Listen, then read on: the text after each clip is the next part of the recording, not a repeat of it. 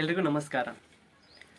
ಕರ್ನಾಟಕ ರಾಜ್ಯದ ಎಲ್ಲ ಶಿಕ್ಷಕಾಂಕ್ಷಿ ಅಭ್ಯರ್ಥಿಗಳು ಟಿ ಯಾವಾಗ ಆಗುತ್ತಾ, ಟಿ ಯಾವಾಗ ಆಗ್ತೈತಿ, ಕಾಲ್ಫಾರ್ಮ್ ನಮಗೆ ಮಂತ್ಗಳನ್ನು ಹೇಳ್ರಿ ಸರ್, ನಮಗೆ ಬಹಳ ದಿನ ವೇಟ್ ಮಾಡಲಿಕ್ಕೆ ಆಗಲ್ಲ ಅಂತಂದು ಅನೇಕ ಜನ ಕೇಳ್ತಾ ಇದ್ದೀರಿ. ನಾನು ಎಷ್ಟು ಬಾರಿ ಅಂತ ನಿಮಗೆ ಹೇಳಿ ಅಂತ ನನಗೆ ಸಾಕ್ಸಕ್ಕೆ ಹೋಗೈತಿ.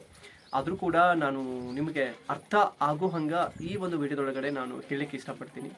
ನೋಡಿ, ಫಸ್ಟ್ ಆಫ್ ಆಲ್ ನೀವು ಓದ್ತಾ ಇದ್ದೀರಿ, ಶಿಕ್ಷಕರಾಗ್ತಾ ಇದ್ದೀರಿ ಅಂತಂದರೆ ನಿಮ್ಮ ಒಳಗಡೆ ಸಮಸ್ಯೆ ಇದ್ದೇ ಇರ್ತೈತಿ. ಯಾರಿಗಾದ್ರೂ ಕೂಡ ಕುತೂಹಲ ಇದ್ದೇ ಇರ್ತದೆ. ಅದು ನನಗೂ ಕೂಡ ಹೌದು, ಇನ್ನೊಬ್ರು ಕೂಡ ಹೌದು.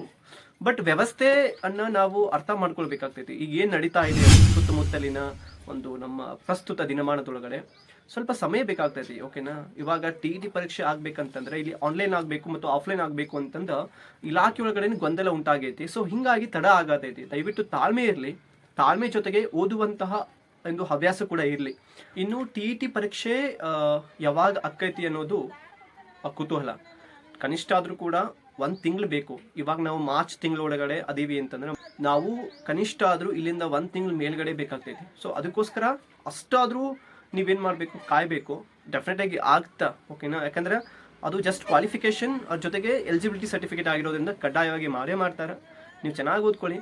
ನಂದು ಯೂಟ್ಯೂಬ್ ಚಾನಲ್ನ ಫಾಲೋ ಮಾಡಿ. ಇದರೊಳಗಡೆ ನಾನು ಕಂಪ್ಲೀಟ್ ಅಂತ ಮಾಹಿತಿಯನ್ನು ಕೊಡ್ತೀನಿ. ನಿಮ್ಗೆ ಏನೋ ಸಮಸ್ಯೆಗಳಿದ್ರೆ, ಏನೋ ಪ್ರಶ್ನೆಗಳಿದ್ರೆ ದಯವಿಟ್ಟು ಕಾಮೆಂಟ್ ಬಾಕ್ಸಲ್ಲಿ ಹಾಕಿ. ನಾನು ಟೈಮ್ ತೊಗೊಂಡು ಅದಕ್ಕೆ ನಾನು ಉತ್ತರಿಸಲಿಕ್ಕೆ ಇಷ್ಟಪಡ್ತೀನಿ.